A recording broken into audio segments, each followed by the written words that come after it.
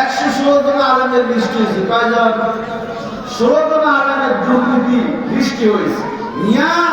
যারা দুর্নীতির লিস্টি করছে, আমি বলি এরা কবে থেকে ফেরেশতা হয়ে গেছে, আর যাদের নামে লিস্টি করছে এরা কবে থেকে আবু জাহেল হয়েছে। ঠিক কিনা বলে? সাবাবাজি করো। এই দেশের আলেমরা আছে বিদায় এখন এই জমিন ঠিক আছে। ঠিক কিনা বলে? এই দেশে অকাল আলেম আছে বিদায় এখন এই জমিন ঠিক আছে। একজন ওই দিন আমরা ওরেস খানা চা খাইতে বসছি, এত আজ মাহফিল, ও এটা এত দেখি না। আরে চিন্তা করে, এত আজ মাহফিল হবে, এত আকাম কুকাম চলে, আর ওয়াজ মাহফিল যদি না থাকতো এই দেশ তো বহুত আগে নাস্তিকি বলে যেত। ঠিক কিনা বলে? আল্লাহ আমাদেরকে বুঝদান করেন বলি আমি। কোরআনের দিক দিয়ে বাংলাদেশ এক এক চারবার দুর্নীতিতে চ্যাম্পিয়ন। কোন আলেম দুর্নীতি করে নাই রে ভাই। আমাদের আব্দুল আউয়াল দামাত বারাকাতুহু দুর্নীতি করে নাই, মাটি লন্ডারিং করে নাই। শাইখুল হাদিস আল্লামা মাহমুদুল হক দুর্নীতি করে নাই। খুরশেদ আলম কাসেমি দুর্নীতি করে নাই। জুনাইদ আল হাবিব দুর্নীতি করে নাই।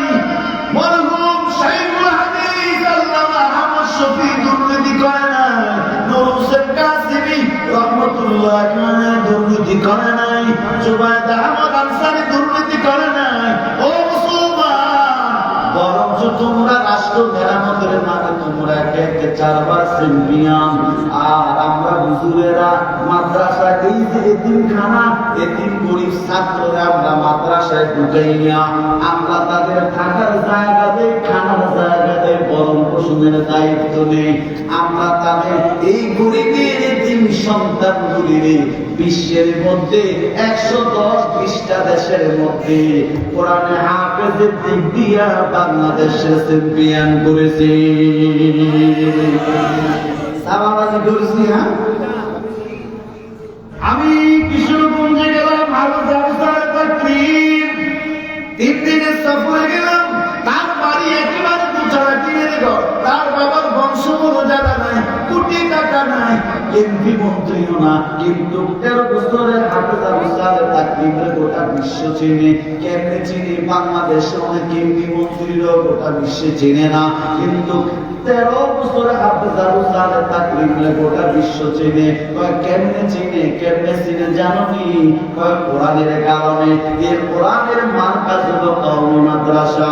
চ্যালেঞ্জ করে বলি রে ভাই, আপনার কওমি দাওয়াত দিওয়ালা যদি একটা গরিবের সন্তানকে যদি আমরা কোরআন দিয়া যদি গোটা বিশ্বের মধ্যে তার বিজয়ের মালা ধরাইতে পারি, আমাদেরকে এই দেওবন্দি কওমিদেরকে একটু রাষ্ট্র মেরামতের দায়িত্ব দিয়ে দেখো, আল্লাহর কসম বিশ্বের মধ্যে মডেল রাষ্ট্র হবে বাংলাদেশ।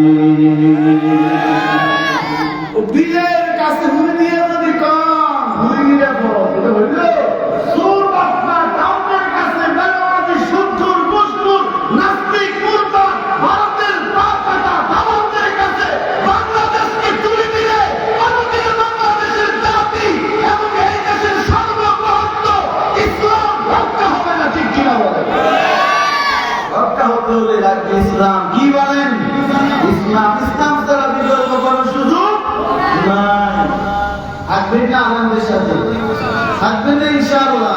আমাদের আব্দুল দামাত বারাকাতুহু যখন যেখানে ডাক দিবেন, আলেমরা যেখানে ডাক দিবেন, সেখানে আপনারা মেনে করবেন। রাজি ইনশাআল্লাহ?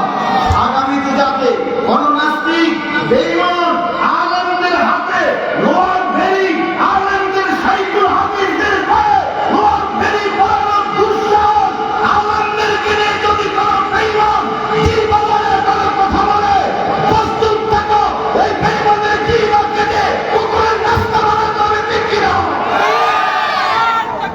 আল্লাহু আছে ভাই মেরি এই দেশের সুর বাটপার দুর্নীতিবাজদের গলায় ফুলের মালা, আর আলেমদের পায় কি?